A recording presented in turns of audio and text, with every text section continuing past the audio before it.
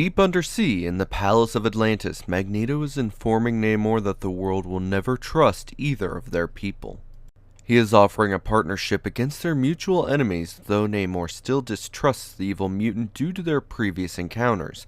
However, he does feel that there is some truth in Magneto's words and is told to think upon them while swapping to Xavier, who is still unable to contact his team, has noticed something else.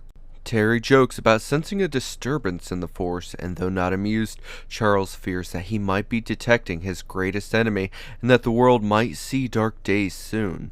Turning to the X-Men, Jean warns Cyclops not to react as he asks where they are. She tells him that they're being carried by subterraneans, and he figures either the Mole Man or Tyrannus can't be far behind. Taken to a throne room, the Mole Man has his minions drop the heroes. Knowing they must be waking soon, he is glad as he wants them to see who has beaten them. Scott, though, retorts that the villain didn't do anything and that they were merely knocked out from the long fall into the cavern. Angered, he strikes both Jean and Cyclops, yelling that he's already defeated Beast, even though he's nearly blind.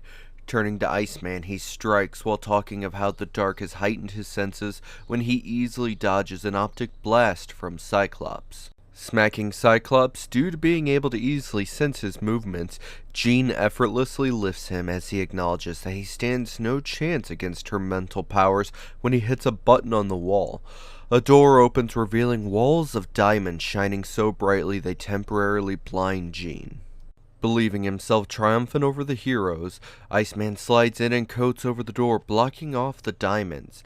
Pointing at a fountain to show how he could ice up again, the Mole Man quickly dashes away and pulls the tassel, already implementing a new plan. The floor begins shaking when it opens up. Rising out of the pit is one of the Mole Man's underground monsters. Jean finds that her telekinesis is useless against it, as Iceman has an idea. Jean cautions him not to hurt it as he slides above it, as the Mole Man mocks her for her compassion, while more monsters loom behind him.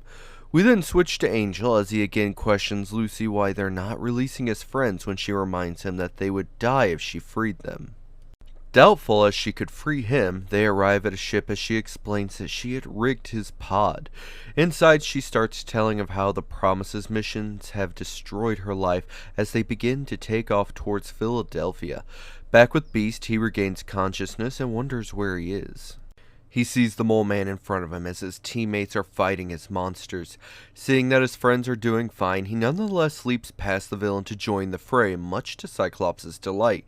Instructing him to pick an opponent, he releases an optic blast. Joking about how hard it is to simply pick one monster to fight, he instead maneuvers to knock out two of them at once.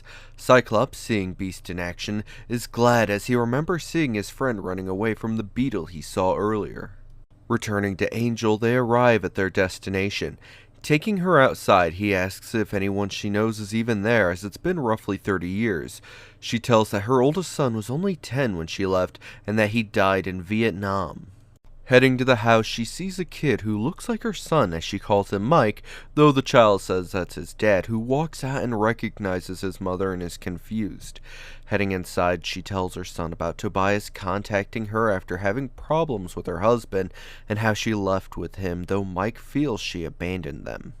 Explaining herself of how she didn't realize what would happen, she lets her son know that she didn't know what suspended animation was when she first left, and thought she was gone for only a week. He's doubtful though, as she's had many times to come back, but she couldn't as her other son had died, and she had been pronounced dead when Angel tells him that during the sleep, she was taught and learned that Tobias was wrong. Mike, though, doesn't want to listen to Angel, especially after learning that his mother is a mutant. Angered, he's upset at his mother's return as he believed her dead and refuses to accept her coming back as she tries to calm him and that she understands. Cutting her off, he tells her that it's been hard growing up without her and that his father refused to talk about her. He then says he can't even think of her as his mother as she's younger than him.